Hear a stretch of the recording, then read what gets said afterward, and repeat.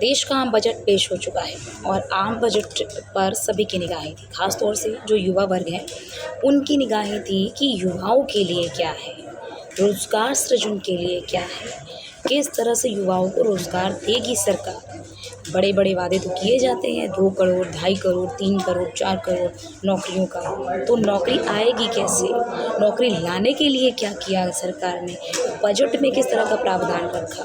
तो अब ये इन्फॉर्मेशन आपके लिए है कि सरकार ने बजट तो पेश कर दिया, केंद्र सरकार ने कल बजट पेश कर दिया।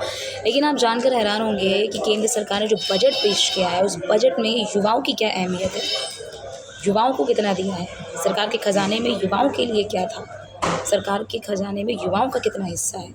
ये देखिए, एक तरफ जहाँ बिहार जैसे राज्य को, आंध्र प्रदेश जैसे राज्य को 15,000 करोड़, 59,000 करोड़ रुपए का आर्थिक पैकेज दिया गया, वहीं युवाओं के लिए, देश के युवाओं के लिए, युवाओं की बड़ी आबादी है, भारत जो है वो अधिक युवाओं वाला देश है, वहाँ पर युवाओं के लिए 2 लाख करोड़ रुपए युवाओं के लिए, जिसमें पहला ये कि जो मुद्रा लोन योजना है, उस मुद्रा लोन योजना में जो ऋण मिलता है, उस ऋण को 10% से, यानी कि 10 लाख से बढ़ाकर उसको 20 लाख कर दिया गया।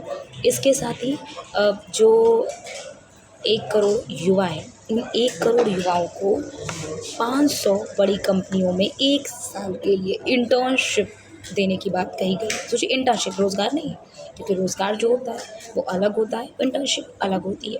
तो इंटर्नशिप की बात कही गई है।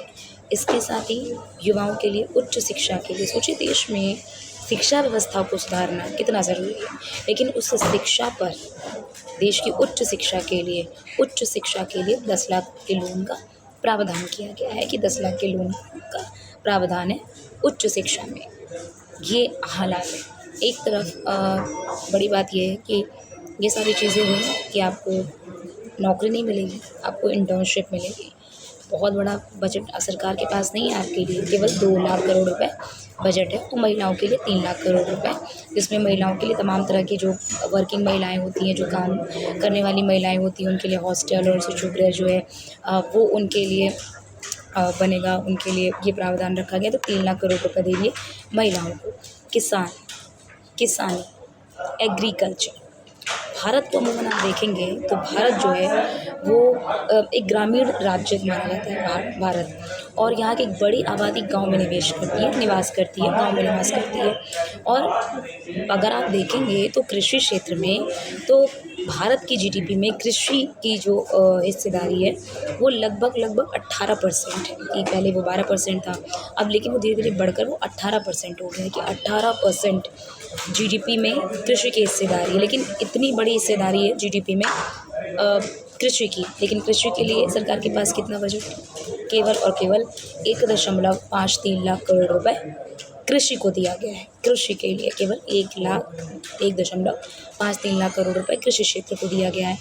अब कृषि क्षेत्र से बाहर निकलिए, एमएसएमई क्षेत्र, एमएसएमई, मध्यम सूक्ष्म लघु उद्योग, भारत में बड़े पैमाने पर एमएसएमई हैं, उद्यमी। उनके लिए क्या?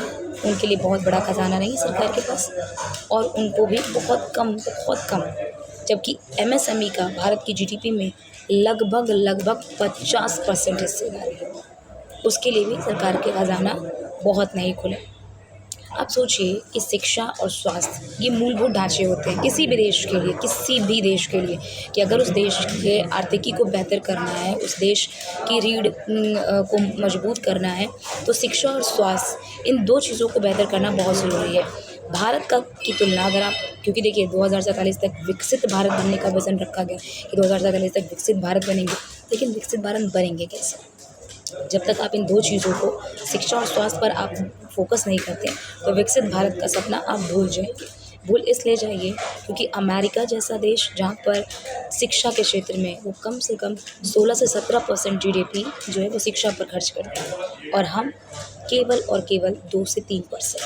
जर्मनी भी इसी प्रकार से 6 से 7%, कनाडा भी इसी प्रकार से। जो विकसित देश है, विकासशील नहीं, जो विकसित देश है, और हम विकसित देश की श्रेणी में आना चाहते हैं, तो विकसित देश की श्रेणी में आने के लिए सोचिए आपको क्या करना पड़ेगा। शिक्षा में हम आज भी 2 से 3% ही दे रहे हैं, और वहाँ पर 16 से 17% जा रहा है।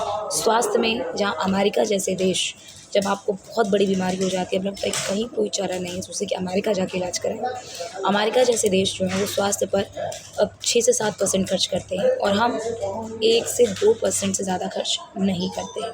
ये हाल सोचिए, कैसे देश विकसित हो, कैसे देश को आप 2047 तक विकसित राष्ट्र की श्रेणी में लाकर खड़ा करेंगे, कैसे किसानों की आय दोगुनी होगी, कैसे किसानों की आमदनी जो है वो बढ़ेगी, कैसे? सवाल है।